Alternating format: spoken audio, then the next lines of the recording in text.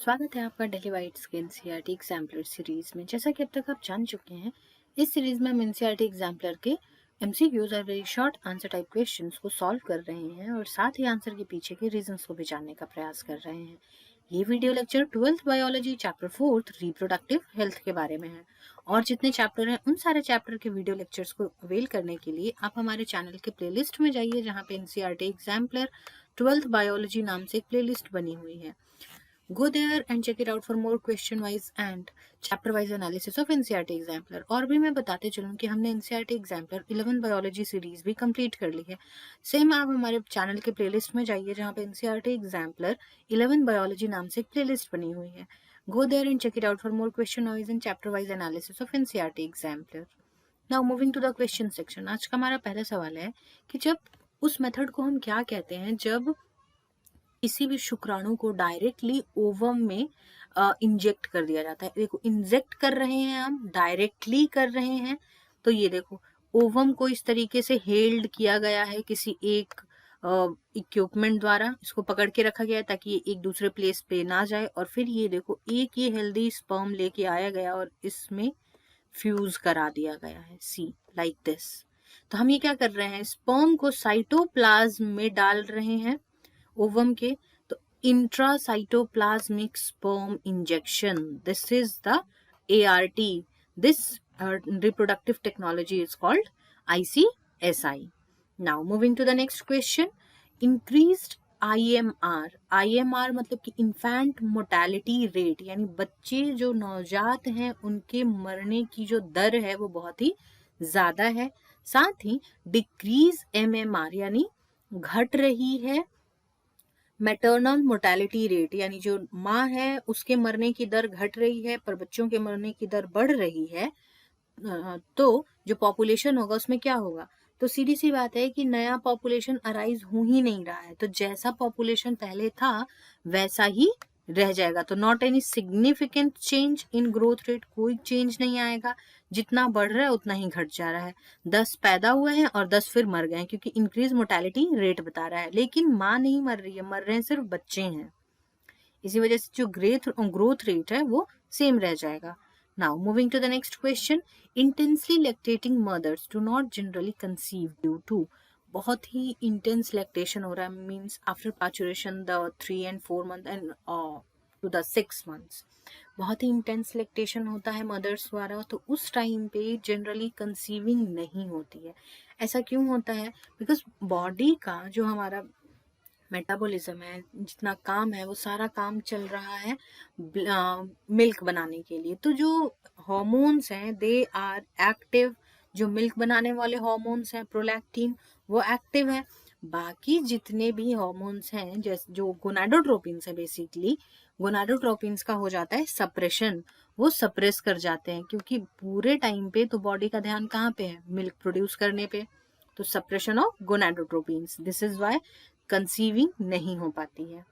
Now moving to the next question, sterilization technique. अब देखो, sterilization technique क्या होता है। स्टरलाइजेशन मीन्स कि हम वहाँ पे जो टेक्निक हम जो यूज कर रहे हैं कॉन्ट्रासेप्शन का, वो फुल प्रूफ मेथड है, वो परमानेंट है। यहाँ पे देखो, फेलोपियन ट्यूब को कट करके लाइगेट कर दिया जा रहा है, कट कर दिया गया और लाइगेट कर दिया। ओवरी से अब ओवम आकर के वापस से यूट्रस में नहीं जा सकता है, ना ही यूट्रस में अगर इंटर कर चुका है स्पर्म तो वो जाकर के फंडिक जंक्शन पे, सॉरी, जाकर के एम्पिलरी जंक्शन पे मिलेगा कि फ्यूजन हो, सिनगैमी हो। ये भी हो गई बात। और दूसरी, यहाँ पे देखो इसने कट कर दिया और लाइगेट कर दिया, कट करके इसको टाई कर दिया। अब यहाँ से आगे स्पर्म का फ्लो हो ही नहीं रहा है।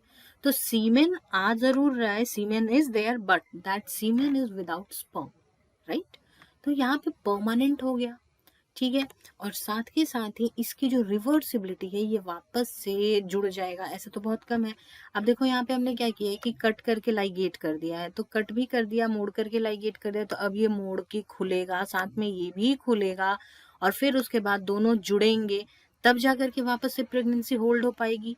तो ऐसा तो इतना सारा कोइंसिडेंस एक साथ पॉसिबल नहीं है। तो इसकी रिवर्सिबिलिटी रेट बहुत ही नील के बराबर हो गई, एकदम बहुत ही कम, पुअर रिवर्सिबिलिटी रेट। लेकिन साइड इफेक्ट्स भी साथ में कुछ भी नहीं हो रहा है इसका। तो this is one of the full proof method of contraception, और ऑल्सो इसको लास्ट ऑप्शन यूज किया जाता है कपल्स द्वारा। तो इनमें से कौन सा ऑप्शन जो है वो सही है? तो पहला दे रखा है कि ऑलमोस्ट इरिवर्सिबल है, सही बात है, इरिवर्सिबल है। और मिसकंसेप्शन ऐसी भी है कि सेक्सुअल अर्ज जो है वो रिड्यूस हो जाती है इससे, ऐसा मिसकंसेप्शन है, यानी कि लोगों में ये भय है, भ्रमण है, भ्रमित हैं लोग, जो ये नहीं समझ पाते हैं कि ये परमानेंट टेक्निक है बस कॉन्ट्रासेप्शन की, उससे अर्ज का कोई लेना देना है ही नहीं। नाउ नेक्स्ट दे रखा है सर्जिकल प्रोसेस है, बिल्कुल सर्जिकल प्रोसेस है, ये फिजिकली तो पॉसिबल ही नहीं है, सर्जरी के थ्रू ही पॉसिबल है। एंड देन लास्ट हमें ऑप्शन दे रखा है कि सफिशिएंट फैसिलिटीज नहीं है बहुत सारे पार्ट ऑफ कंट्री में।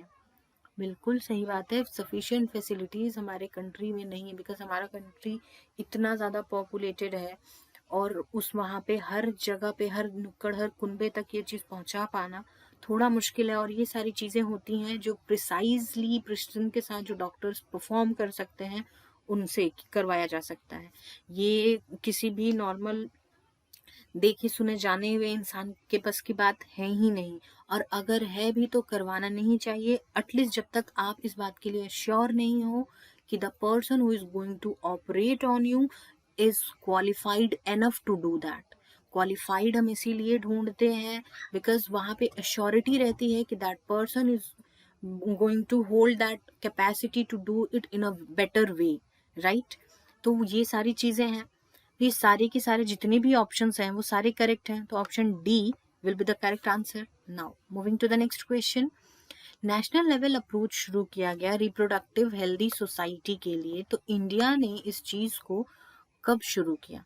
इंडिया ने शुरू किया है दैट इज इन 1950s, और इंडिया ऐसी पहली कंट्री है जिसने बहुत सारे प्रोग्राम्स, स्कीम्स लॉन्च किए थे ताकि वो अपनी सोसाइटी को रिप्रोडक्टिवली हेल्दी बना सके, अवेयर बना सके, साथ ही लोगों को समझा सके, बता सके, अवगत करा सके, मिथ्स मिसकंसेप्शंस को दूर किया जा सके, और जो सोसाइटी है, जो हेल्थ की परिभाषा है उसको रिपरिभाषित किया जा सके, वापस से उसको परिभाषित किया जाए, जिसमें कि सिर्फ फिजिकल हेल्थ की बात नहीं करें, हम वहाँ पे सोशल हेल्थ की बात करें, इमोशनल हेल्थ की बात करें, मेंटल हेल्थ की बात करें, और side by side reproductive health की भी बात करें। वो कपल कभी भी मेंटली खुश नहीं रह सकता है जिनके अपने बच्चे नहीं होते, राइट। सोसाइटी के लेवल पे भी जाकर के उनको हर दूसरा चौथा इंसान बोल देता है कि अरे आपको अभी तक बेबीज नहीं है। तो सोसाइटी में भी उनकी एक रिस्पेक्ट है जो थोड़ी सी ब्रीच हो रही है कहीं पे जाकर के, because they are not able to conceive, right. Mentally इस चीज का प्रेशर आ रहा है, तो मेंटल हेल्थ भी गड़बड़ हुई है, एंड देन सोशल वेलबींग भी गड़बड़ हुई है, and then emotionally they are also weak, because जब भी बच्चों की बात होगी they will feel very lonely and very stuffed, suffocated, something more anger or whatever you can say, all those negative emotions उनको फील होगा। तो ये सारी चीज़ें मिल करके फिर फिजिकल हेल्थ को भी असर डालेंगी। तो reproductive health is also one of the major stake holders in complete health process. जब भी हम हेल्थ की बात करेंगे, रिप्रोडक्टिव हेल्दी सोसाइटी का होना, रिप्रोडक्टिवली हेल्दी बीइंग का होना भी इक्वली इम्पॉर्टेंट है। तो इस चीज़ को, इस नीड को इंडिया ने भी समझा, और 1950s में नेशनल लेवल जा करके अप्रोच शुरू की कि हम अपनी सोसाइटीज़ को रिप्रोडक्टिवली हेल्दी बनाएंगे। Now moving to the next question. Emergency contraceptive सबसे ज़्यादा इफेक्टिव कब होते हैं? तो ये देखो, एक चीज़ जो एक ये इमरजेंसी टैबलेट है, इस पे लिखा हुआ है अनवांटेड 72। अब ये 72 क्या है? तो that is 72 hours of coitus, and after that 3 दिन रिप्रोडक्टिव ट्रैक्ट में स्पर्म जो रहता है वो, फीमेल रिप्रोडक्टिव ट्रैक्ट में स्पर्म जो रहता है वो जिंदा रहता है, ठीक है। तो अगर उस टाइम पे इमरजेंसी कॉन्ट्रासेप्टिव पिल्स ली गई हैं तो वो स्पर्म को ख़त्म कर देते हैं और अनवांटेड प्रेगनेंसी से मुक्ति मिल जाती है। और एक चीज़ और यहाँ पे सबसे अच्छी बात है जो नोट करने वाली है कि ये नाम भी साथ में बताते चले जाते हैं, अनवांटेड 72 और आई पिल और समथिंग लाइक दैट। तो यहाँ पे उसके जो स्ट्रिप्स होते हैं उसमें ये चीज़ लिखी मेंशन की रहती है कि it is most effective when it is taken in 24 first 12 hours and then 24 hours then 48 hours and then 72 hours. It is least, मतलब कि बहुत ही कम चांस रह जाता है। अगर 3 दिन हो चुके हैं, 72 hours, probably 3 days is there, तो 3 दिन हो चुके हैं, तो if it has to be fertilization, तो शायद वहाँ पे फर्टिलाइजेशन पॉसिबल है, लेकिन अगर 12 घंटे के भीतर ले लिया जा रहा है तो वहाँ पे फर्टिलाइजेशन पॉसिबल नहीं होती है।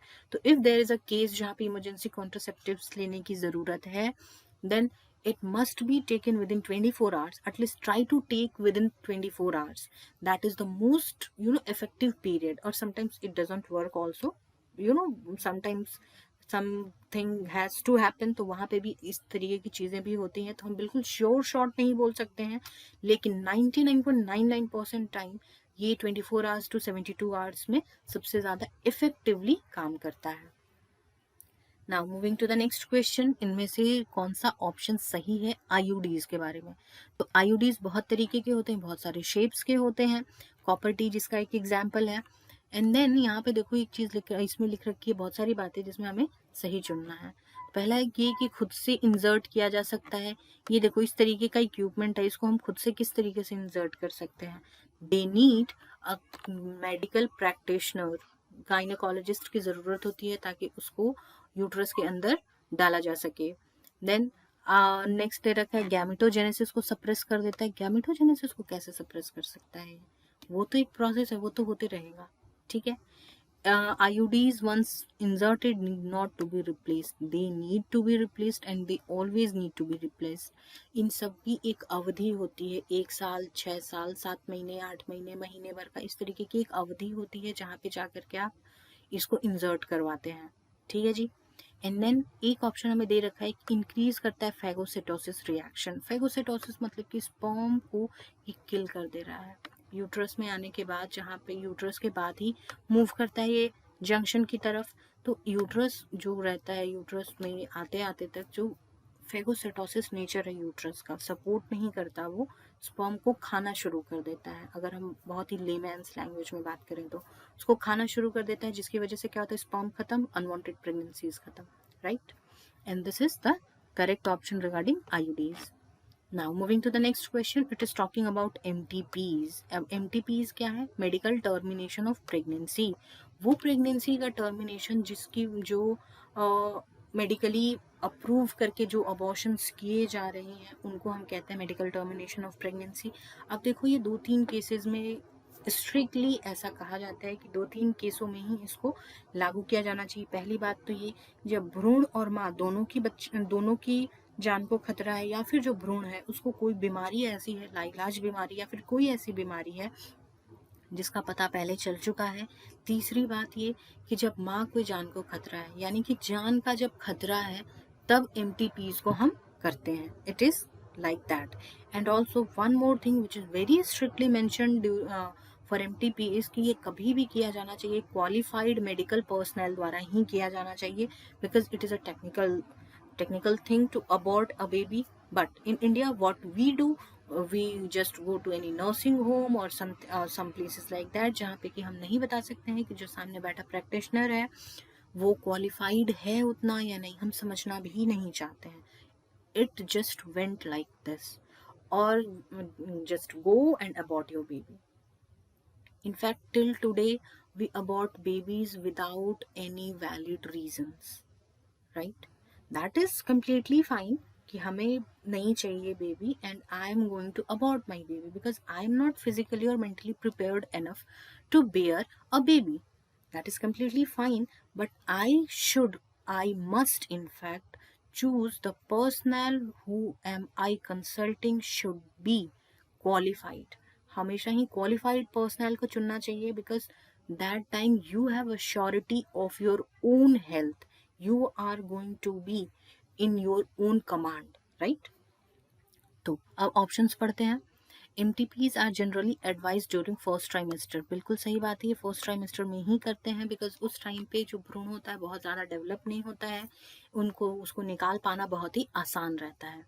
एंड देन नेक्स्ट दे रखा है ये कॉन्ट्रासेप्टिव मेथड है। No, it is not a contraceptive method. ये बिल्कुल गलत बात है, ये कॉन्ट्रासेप्टिव मेथड नहीं है। कॉन्ट्रासेप्शन मीन्स कि हम वहाँ पे कहीं ना कहीं ये चीज़ उत्पन्न कर रहे हैं कि फर्टिलाइजेशन ना हो, और फर्टिलाइजेशन अगर हो गया है तो उसके बाद अगर किया जाने वाला कोई भी प्रोसेस है तो that is not a contraceptive method, वो फिर टर्मिनेशन ऑफ प्रेगनेंसीज में आ जाता है। Then MTPs are always surgical. ये ऑलवेज सर्जिकल की बात करें कि हमेशा सर्जिकल होता है, no it is not always surgical, sometimes it is like कि कोई टैबलेट और कोई हार्मोन को इंजेक्ट कर दिया गया and that leads to the destruction of foetus. Now next दे रखा है MTPs require assistant of qualified medical personnel. बिल्कुल अभी मैंने कहा कि आपकी सुरक्षा अपने खुद के हाथ में होती है, तो अगर आप अच्छे डॉक्टर को चुन रहे हैं तो फिर आप अपनी जान को ही सुरक्षित कर रहे हैं। तो मेडिकल पर्सनल का होना, वेल क्वालिफाइड मेडिकल पर्सनल का होना बहुत ही ज़रूरी है। तो this is also correct. Now first and fourth option number C is the correct answer. Now moving to the next question, sexually transmitted disease में कौन सा डिजीज है जो किसी भी स्पेसिफिकली किसी भी सेक्स ऑर्गन को इफेक्ट नहीं करता है, and that is HIV virus and the disease is AIDS. AIDS किसी भी पर्टिकुलरली सेक्स ऑर्गन को इन्फेक्ट नहीं करता है, बाकी जैसे करते हैं उस हिसाब से ये हमारे पूरे जितना भी हमारा इम्यून सिस्टम है उसको डिस्ट्रक्ट करने की पूरी कोशिश करता है, राइट। और उसकी वजह से बहुत सारी सीरीज ऑफ डिजीजेज हो जाती हैं, इसी वजह से उसको हम सिंड्रोम भी बोलते हैं, ठीक है। जैसे कि छोटी सी सर्दी खांसी हुई पर वो निमोनिया में कन्वर्ट हो गई, क्योंकि जो जो इम्यून सिस्टम है वो बहुत ज़्यादा स्ट्रांग नहीं है कि वो फाइट करे, and then that disease, that normal common cold takes something larger रूप like pneumonia. Now moving to the next question, condoms को हम सबसे ज़्यादा इफेक्टिव पॉपुलर और इफेक्टिव कॉन्ट्रासेप्टिव मेथड मानते हैं, क्यों? क्योंकि इसमें बैरियर उत्पन्न होती है इंसेमिनेशन में, और इफेक्टिव बैरियर है इंसेमिनेशन के अगेंस्ट, ठीक है जी। एंड देन इंटरफेयर नहीं करता कोइटल एक्ट को, बिल्कुल भी नहीं करता है। And then reduce the risk of STDs, बिल्कुल सही बात है। एड्स उसका वन ऑफ द एग्जाम्पल है कि सबसे ज़्यादा STDs को अगर प्रोटेक्ट कर सकता है तो that is this physical barrier called condom, right. And next is one of the most important thing is कि यहाँ पे प्रिवेसी मिलती है यूज़र को, जहाँ बाकी जितने भी हैं वहाँ पे प्रिवेसीज नहीं है। आप अगर पिल्स खरीदने जा रहे हो, you are going to talk to any pharmacist, right? And then if you are going to take some IUDs, तो वहाँ पे भी आप बात करोगे, है ना जी। फिर sterilization technique, that is a permanent technique, वो तो परमानेंट है ही। तो यहाँ पे यूजर को अपने एक्ट के टाइम पे या फिर इन बिटवीन और समथिंग ऑन दैट टेंजेंट, उस टाइम पे कभी भी वो जो प्रिवेसी है, that two of you is only known to that only, no the third person, not any third person is involved here। तो privacy की भी बात हो जाती है, तो इसी वजह से ये सबसे ज्यादा इफेक्टिव माना जाता है। so all of the above is correct answer। now moving to the question section, हमें करेक्ट स्टेटमेंट बताना है रिगार्डिंग जिफ्ट। तो पहला ऑप्शन हमें दे रखा है, पहला देखो, अब जिफ्ट क्या होता है ये पहले समझ लेते हैं। Gift is zygote intrafallopian transfer, यानी जाइगोट को फेलोपियन ट्यूब में ट्रांसफर किया जा रहा है, ठीक है। इंट्राफेलोपियन ट्रांसफर, पहले ही ये चीज क्लियर कर रहे हैं, और ट्रांसफर क्या कर रहे हैं, वो जाइगोट कर रहे हैं। अगर बात करें हम A और D ऑप्शन की, तो यहाँ देखो ओवा लिखा हुआ है, तो पहले वर्ड से हमें समझ में आ रहा है कि गैमीट्स की बात हो रही है। तो अगर गिफ्ट की बात होती GIFT, गैमीट इंट्राफेलोपियन ट्रांसफर, तब हम ए और डी ऑप्शन को सोचते, पर यहाँ पे जिफ्ट दे रखा है ZIFT, यहाँ पे बी और सी को हम कंसीडर करेंगे। एंड देन दे रखा है हमें एक ऑप्शन में यूट्रस। अब देखो जी, यूट्रस कैसे हो सकता है, यूट्रस पे थोड़ी ट्रांसफर करते हैं, ये देखो यहाँ से हमने डाला है और ये कहाँ जाएगा, इधर की ओर आएगा, है ना, प्लेस किया है हमने। और जाइगोट कहाँ बनता है, ये बनता है फेलोपियन ट्यूब में। तो कभी भी ये चीज जो होगी, जो ट्रांसफर होगा, वो कहाँ पे होगा, फेलोपियन ट्यूब में ट्रांसफर किया जाएगा। This is the correct answer. और यूट्रस में भी ट्रांसफर होता है, माइंड यू, यूट्रस में भी ट्रांसफर होता है, पर वो जाइगोट का नहीं, तब वो इम्ब्रियो का ट्रांसफर होता है, तब उसको कहते हैं हम intra uterine transfer. Now moving to the next question, surgical process है जो कॉन्ट्रासेप्टिव मेथड में यूज किया जाता है। पहला दे रखा है हमें ओवेरेक्टोमी, ओवेरेक्टोमी होता है ओवरीज का रिमूवल। हिस्टेरेक्टोमी, यूट्रस का रिमूवल। फिर दे रखा है कैस्ट्रेशन, कैस्ट्रेशन जिसको हम खतना कहते हैं, यूरेथ्रल मीटस वाला जो पोर्शन है उसको कट किया जाता है, that is because of some religious purposes. Now अगर हम वेसेक्टोमी को देखें, तो ये देखो वासा डिफरेंस को क्या कर दिया गया है, कट कर दिया गया है और सील कर दिया गया है, लाइगेट करके सील कर दिया गया है। तो स्पर्म की जो यहाँ से यहाँ पे प्रोडक्शन है वो बाधित हो गई है, वो नहीं जा सकता है, ट्रांसफर नहीं होगा, एपिडिडमिस से आगे नहीं बढ़ेगा ये, ठीक है जी। तो कौन सा हमारा होगा ऑप्शन जो कि कॉन्ट्रासेप्टिव मेथड होगा, that is vasectomy. Now moving to the next question, diaphragm contraceptive device है, यूज किया जाता है फीमेल द्वारा। और बहुत सारे फार्मासिस्ट ऐसे भी हैं जिनको डायफ्राम के बारे में, वॉल्ट्स के बारे में पता ही नहीं है, सर्वाइकल कैप्स के बारे में, they just do not know. Many people they don't know that female condoms are there also. That is a contraceptive device used by females, just like males use male condom. Now दे रखा है हमें कि इसके बारे में हमें सही option बताना है। तो इसमें देखो पहला दे रखा है कि यूट्रस में डालते हैं, नो, यूट्रस में ये नहीं डालते। यूट्रस में जो डालते हैं that is I intrauterine IUD sorry intrauterine devices.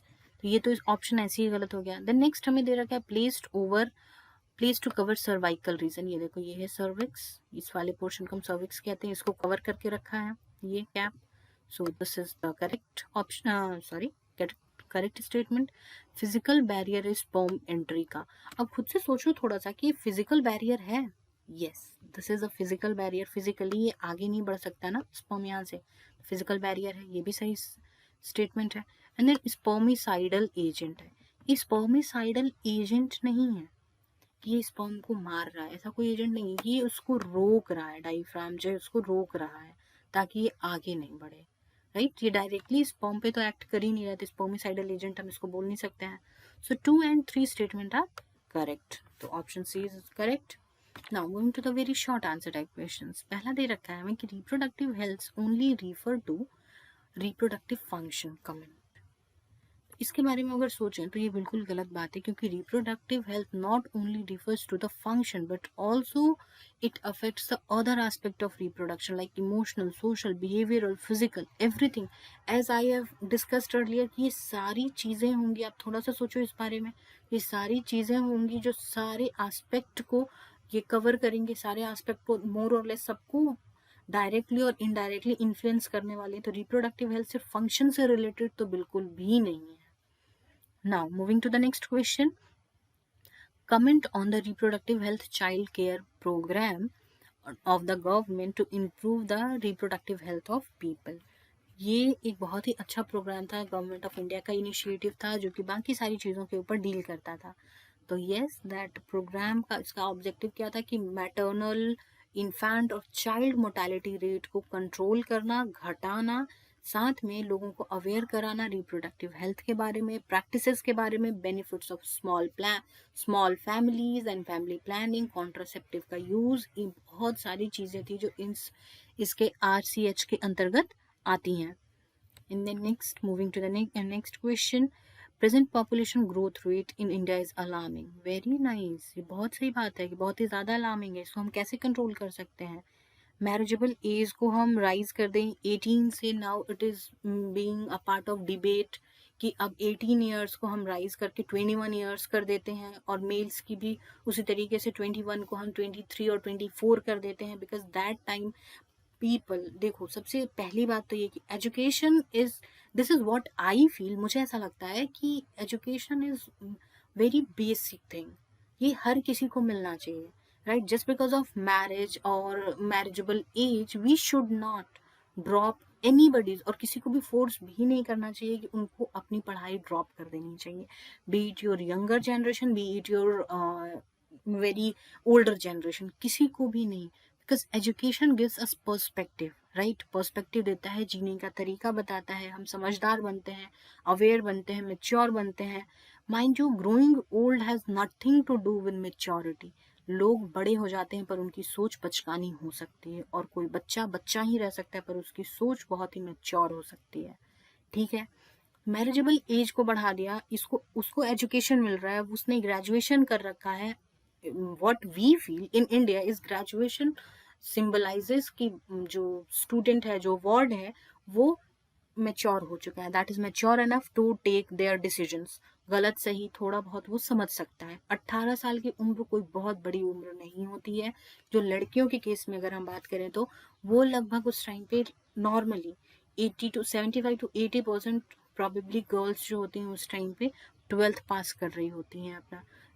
A 12th pass candidate is not at all eligible for this marriage thing. Let them study further. उसको पढ़ने देते हैं आगे, समझदारी आएगी, स्मॉल फैमिली स्ट्रक्चर के सिस्टम को वो समझ पाएगी, साथ में उसका जो पार्टनर है उसको भी समझ पाएगा, बेटर अंडरस्टैंडिंग होगी कॉन्ट्रासेप्शंस की।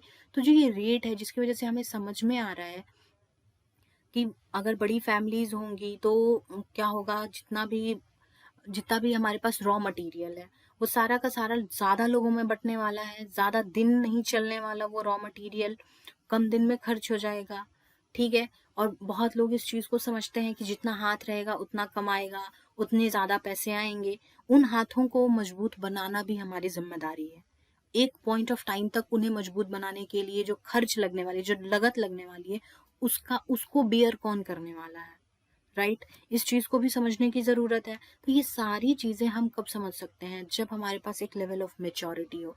तो मैरिजेबल एज को बढ़ा दिया गया, स्मॉलर फैमिलीज के को मोटिवेट किया गया, ये समझाया गया कि स्मॉलर फैमिलीज के जो फायदे हैं वो कितने सारे हैं। साथ ही स्मॉल फैमिलीज को इंसेंटिव प्रोवाइड किया गया, like government of India provides incentive to their jawans, जिन जवानों के भी 2 बच्चे होते हैं उनको there is some certain incentive जो दिया जाता है उनको। They apply forms every year for scholarship. ठीक है जी। तो ये स्मॉल इंसेंटिव्स हैं जो प्रोवाइड हम करके प्रमोट कर सकते हैं। साथ ही हम कंसिक्वेंस भी बता सकते हैं कि पॉपुलेशन ग्रोथ जो बहुत ज़्यादा हो रही है उससे कितने घाटे हो सकते हैं हमें in further, in long run, right. तो ये सारी चीज़ें समझने के लिए जो मेच्योर दिमाग चाहिए वो कैसे आएगा, वो तब आएगा जब वो इंसान अच्छे से पढ़ लिख के, कम से कम एक मिनिमम जो पढ़ाई होनी चाहिए वो उस इंसान की हो रखी है। तो वो कैसे होगी, जब हम मैरिजेबल एज को, I am talking about the rural India, जो भारत के जो लोग गाँव में रहते हैं वहां तक ये बात अगर समझ जाए, वहां पे ये लोग बात समझ जाए कि at least let them study for their graduation और समथिंग लाइक दैट, फिर उसके बाद हम शादियां करें, तो दैट इज वेरी गुड। क्योंकि उस टाइम तक जाते जाते जो समझ डेवलप हो गई, और ये बाकी जो 3 4 5 जितने भी ऑप्शंस हैं, जितने भी स्टेटमेंट्स हैं, इन सबको समझने की जो प्रक्रिया शुरू होगी वो वहीं से शुरू होगी। Now moving to the next question. STDs के बारे में दिया है कि सेल्फ इन्वाइटेड डिजीज है। बिल्कुल सही बात है, सेल्फ इन्वाइटेड डिजीज है क्योंकि अननोन पार्टनर के साथ मल्टीपल पार्टनर्स रखने हैं सेक्स के लिए। This is what we decide, we choose, we should be loyal to our one or not. तो that is also one of the self invited thing what I am choosing. And then उस time पे हम कॉन्ट्रासेप्शंस का use कर रहे हैं या नहीं, that is also decided by me. And next is कि अगर हमें डाउट हो रहा है, कुछ ऐसा है, अर्ली डिटेक्शन के लिए हम डॉक्टर के पास जा रहे हैं या नहीं, that is also my sole decision. तो इसीलिए हम इस चीज को बिल्कुल बोल सकते हैं कि STDs are consider to be self invited disease. Mind you, यहाँ पे हम एड्स के बारे में बात नहीं करेंगे क्योंकि एड्स सिर्फ और सिर्फ उसके होने का कारण यही एक रीजन नहीं है। एड्स इंट्रावेनस ड्रग्स से भी आता है। देन अगर कहीं पे भी किसी भी तरीके से अगर बॉडी फ्लूइड का मिक्सिंग हो रहा है, be it saliva, be it blood transfusions और एनीथिंग लाइक दैट, अगर ऐसा कुछ हो रहा है तो एसटीडीज वैसे भी फैलते हैं। ये भी एक तरीका है, लेकिन बाकी वो 3 4 तरीके और भी हैं जो एड्स को फैलाते हैं। I have seen years ago there was a small boy of 5 to 6 years, I believe he was between 4 to 6 year, and he went to the room where there was a doctor saying, the nameplate was there, that doctor's name, and it was written over there, AIDS specialist. Now I was like कि that boy or girl and whoever was that, उसने ऐसा कुछ नहीं किया है, लेकिन mother to baby भी transfer होता है। तो वी कैन नॉट से कि AIDS is a STD and सिर्फ और सिर्फ वो एसटीडी है और वो सेल्फ इन्वाइटेड है। We can not always say that is not self invited always. And ये बिल्कुल आप ध्यान रखिएगा कि सिर्फ एड्स के बारे में ये बात हो रही है और दूसरे किसी भी डिजीज के बारे में बात नहीं हो रही है। Now moving to the next question, कि सजेशन हमें सजेस्ट करना है कि रिप्रोडक्टिव रिलेटेड एस्पेक्ट जो है उसमें काउंसलिंग प्रोवाइडेड की जानी चाहिए स्कूल लेवल पे ही। बिल्कुल की जानी चाहिए क्योंकि बच्चे उस टाइम पे बड़े हो रहे हैं, राइट, व्यस्क हो रहे हैं, व्यस्क नहीं कहेंगे उनको, किशोरावस्था में जा रहे हैं वो। तो उस टाइम पे मिथ्स और मिसकंसेप्शन सेक्स से रिलेटेड बहुत सारी आयामों पे बात होनी बहुत ज़रूरी होती है, जिससे कि ये सारी चीज़ें ख़त्म हो सकें। एंड देन प्रॉपर इंफॉर्मेशन होनी चाहिए कि how this organ is benefiting me, right.